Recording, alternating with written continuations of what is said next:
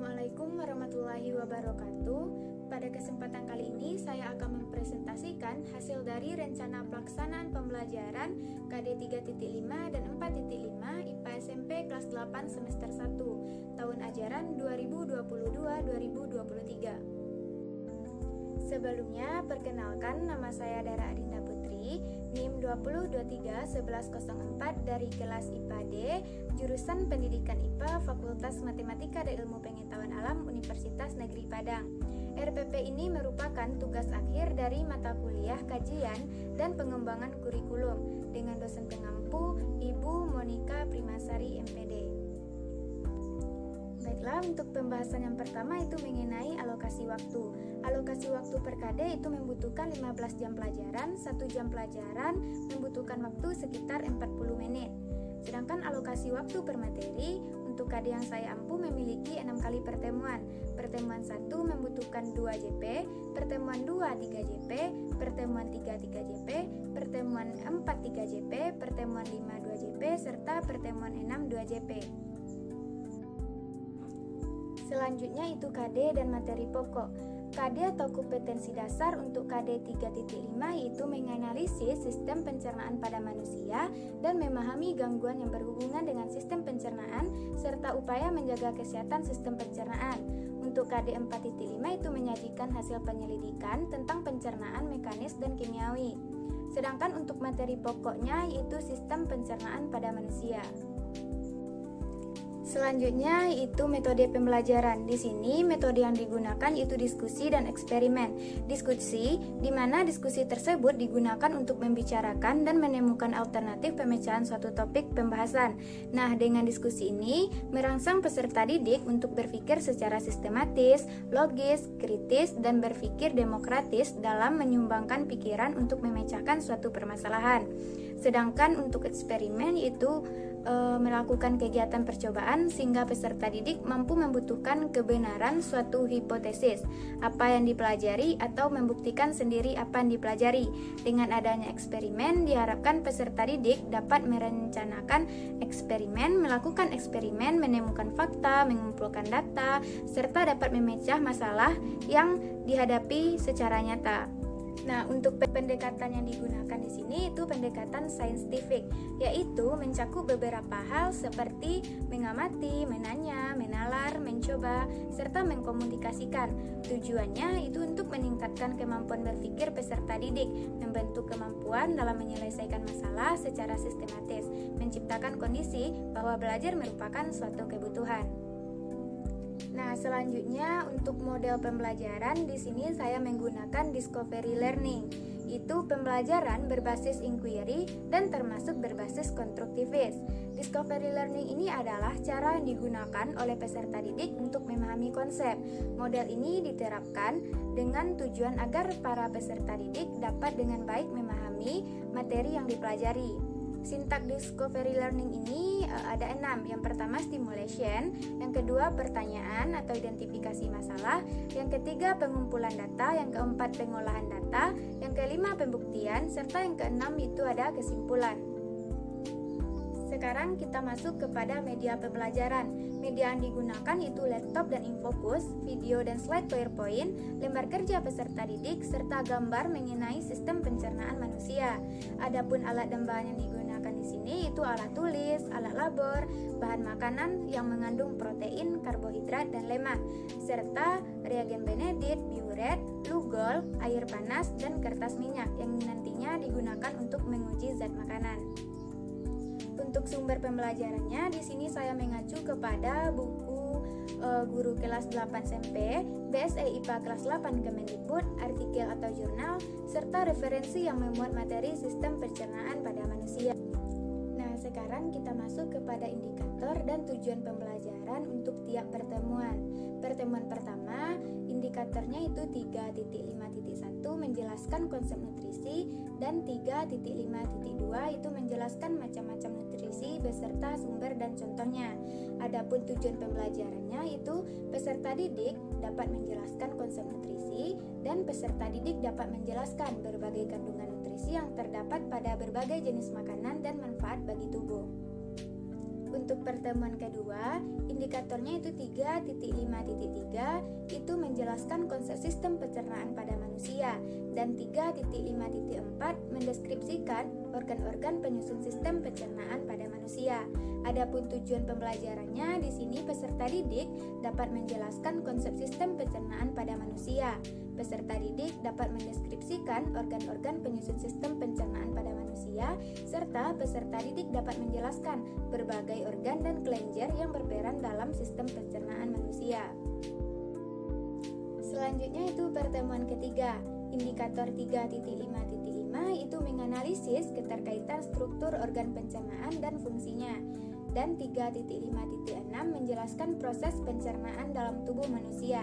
Tujuan pembelajarannya di sini itu peserta didik dapat menganalisis keterkaitan struktur organ pencernaan dan fungsinya, serta peserta didik dapat menjelaskan proses pencernaan dalam tubuh manusia.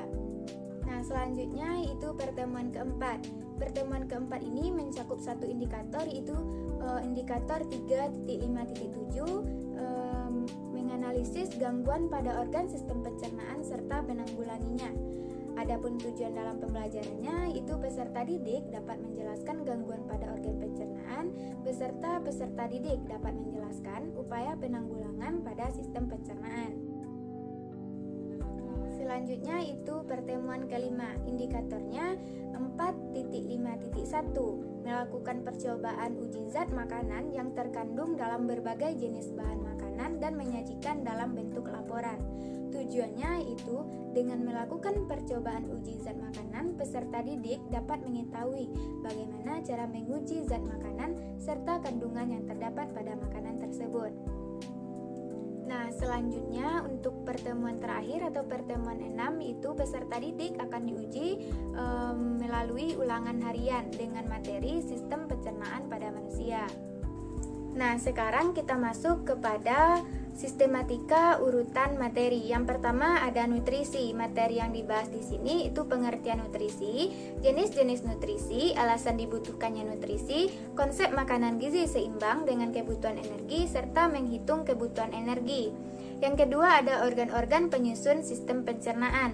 Materi yang dibahas di sini itu organ pencernaan utama, organ pencernaan tambahan, serta jenis-jenis pencernaan makanan. Yang ketiga itu keterkaitan struktur organ pencernaan dan fungsinya. Yang keempat ada gangguan pada organ sistem pencernaan dan cara penanggulanginya. Yang dibahas di sini itu jenis-jenis gangguan serta cara menanggulanginya. Jenis gangguannya di sini ada obesitas, karies gigi, MAG, hepatitis, diare, konstipasi, kekurangan vitamin serta kekurangan mineral. Dan yang terakhir itu percobaan uji makanan. Itu kita masuk kepada aktivitas pembelajaran. Yang pertama ada kegiatan pendahuluan, kegiatan inti, serta kegiatan penutup. Nah, yang pertama kita masuk kepada pendahuluan. Kegiatan pendahuluan adalah kegiatan bagaimana cara kita mengawali pembelajaran, menarik perhatian peserta didik agar bisa fokus pada apa yang akan kita pelajari. Kegiatan pendahuluan ini terbagi menjadi 4, ada orientasi, apersepsi, motivasi, serta pemberi acuan. Yang pertama kita masuk kepada orientasi. Bisa kita mulai dengan cara membacakan salam, mengecek kebersihan dan kerapian, mengawali dengan berdoa menurut agama masing-masing, serta mengecek kehadiran peserta didik juga. Apersepsi artinya mengingatkan kembali materi yang akan berhubungan dengan materi yang akan dibahas. Selanjutnya itu motivasi. Motivasi ini itu memberikan gambaran tentang manfaat dalam mempelajari materi tersebut. Dan yang terakhir itu pemberi acuan dengan memberitahukan materi yang akan dibahas, menjelaskan model pembelajaran yang digunakan, memberitahu tujuan pembelajaran, serta memberitahu tentang kompetensi inti, kompetensi dasar, indikator, serta KKM pada pertemuan berlangsung. Nah, baiklah, sekarang kita masuk kepada kegiatan inti. Nah, kegiatan inti ini terdiri atas 6. Nah, untuk menjelaskannya atau untuk memberikan contoh, di sini saya memisalkannya ke salah satu materi atau pertemuan yang telah saya buat, itu mengenai nutrisi. Di antara yang keenam itu, yang pertama itu ada stimulation atau memberi rangsangan. Di sini peserta didik diberi stimulus berupa gambar nutrisi dalam kehidupan sehari-hari serta guru menyampaikan pengantar materi pelajaran tentang macam-macam nutrisi. Yang kedua itu problem statement, pertanyaan atau identifikasi masalah. Di sini peserta didik diminta memperhatikan sebuah gambar makanan lalu memintanya menyebutkan mana yang mengandung karbohidrat, protein, serta lemak. Dan berdasarkan pengamatan tersebut, peserta didik dipersilahkan menanyakan hal-hal yang berkaitan dengan materi pelajaran secara santun. Yang ketiga itu ada data collecting atau pengumpulan data. Di sini, peserta didik diminta dengan teliti mencari serta mengumpulkan data atau informasi tentang apa itu nutrisi, macam-macam nutrisi, apa saja beserta contohnya. Yang keempat itu ada data processing atau pengolahan data. Di sini peserta didik diminta bekerja sama antar teman berdiskusi tentang apa itu nutrisi, apa saja macam-macam dari nutrisi tersebut beserta contohnya, serta peserta didik diminta aktif menghargai pendapat teman dan bertanggung jawab dalam berdiskusi. Yang kelima itu ada verification atau pembuktian. Di sini peserta didik menganalisis materi pelajaran, membuat laporan diskusi pelajaran dalam lembar kerja dan menyajikan hasil diskusi. Serta peserta didik secara acak dipilih untuk mempresentasikan hasil diskusi secara komunikatif, kritis, dan demokratis. Dan yang terakhir itu generalization atau menarik kesimpulan. Kelompok lain diminta untuk memberi tambahan dan terhadap hasil diskusi yang dipresentasikan. Yang selanjutnya, guru memperkuat konsep dan menambahkan informasi dari hasil presentasi jika masih ada yang kurang. Serta yang terakhir itu peserta didik bersama guru menyimpulkan materi pelajaran yang telah dilakukan. Nah, yang terakhir itu kegiatan penutup. Kegiatan penutup ini terdiri atas review pelajaran serta mendengarkan arahan dari guru. Seperti review pembelajaran, itu peserta didik bersama guru menyimpulkan materi pelajaran yang telah dilakukan beserta guru menanyakan kendala apa saja yang dialami terkait materi yang belum dipahami. Serta mendengarkan arahan ini seperti guru menyampaikan materi untuk pertemuan selanjutnya. Nah, dan diakhiri dengan pembacaan salam.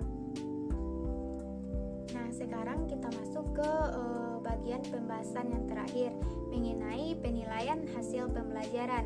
Penilaian hasil pembelajaran ini terbagi menjadi 3, ada penilaian sikap, ada penilaian pengetahuan, dan ada penilaian keterampilan. Untuk penilaian sikap yang dinilai di sini itu disiplin, jujur, mandiri, tanggung jawab, serta teliti. Dan untuk penilaian pengetahuan di sini yang dinilai itu mengenai ulangan harian, kuis, serta tanya jawab.